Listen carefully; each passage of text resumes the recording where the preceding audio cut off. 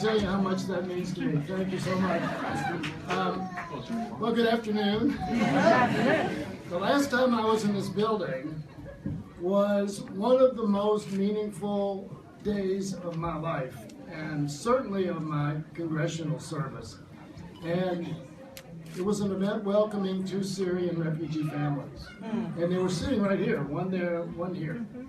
And I actually talked about, when I was on MSNBC this morning, talking about the president's order, which I will get to in a minute. And I said that I went to this event and there was a family, a young woman, widowed, in her 30s, with 4 boys under 10 years old, 4 beautiful boys. Maybe they're here. Yeah, here, yeah. They're here.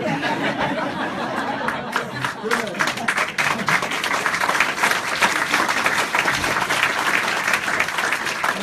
A family of 5, a middle-aged couple with 5 children, one of whom was celebrating his 11th birthday, as I recall. And people, not quite as many people as in this room now, but a lot of people from just an incredible diversity of backgrounds.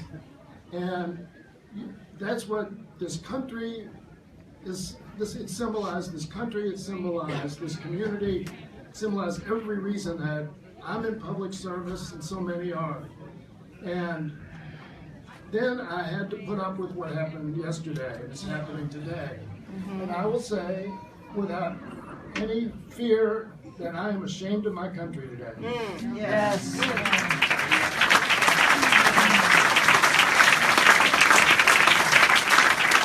Ashamed of my country, I am disgusted by my president. Yes.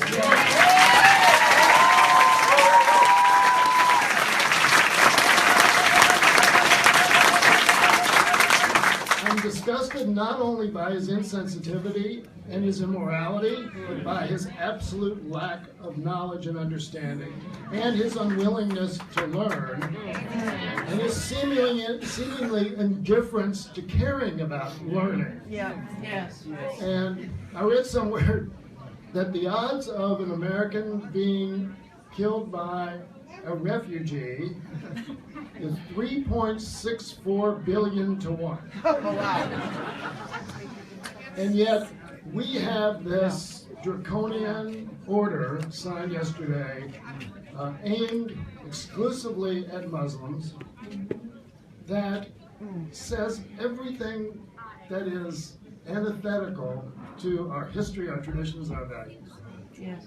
And as I read the stories this morning, one after one, of these great people who are being intercepted at airports who are on the way back, of people with visas or green cards who are not being allowed in the country, I said, Yes. you know, we've got to stand up. We've got to act up. We've got to speak up, and we can't be silent for a moment. And we have to let not just the president, but the spineless people who support him, Yes. and who enable him.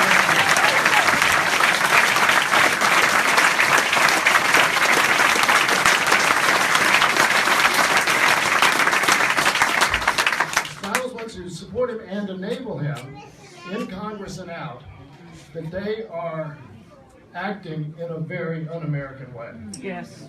And so I just am happy to be here. This reminds me a lot of what I saw last Saturday downtown.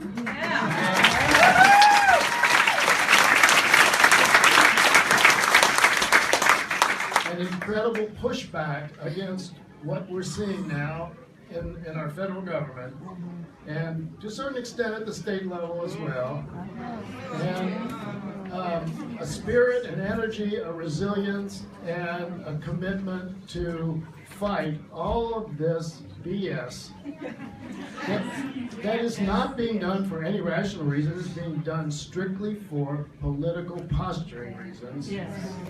And I'm going to continue to resist this with every ounce of energy I have.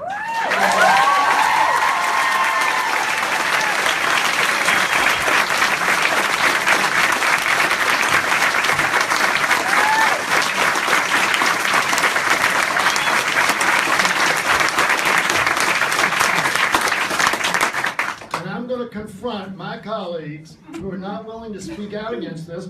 In some cases, people who spoke out about it 6 months ago or 3 months ago or a year ago and said this was un-American, and now are saying, oh, it's my president, I can't do that. That's bullshit.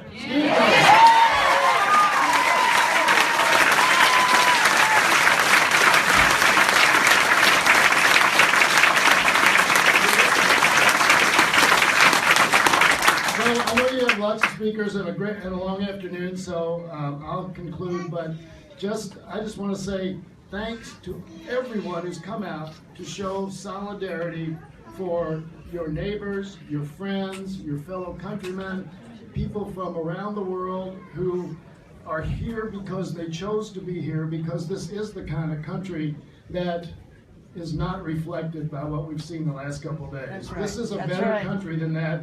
And we all know that, and we're going to make sure that those values and that better country and our better angels will win in the long run. So thanks very much.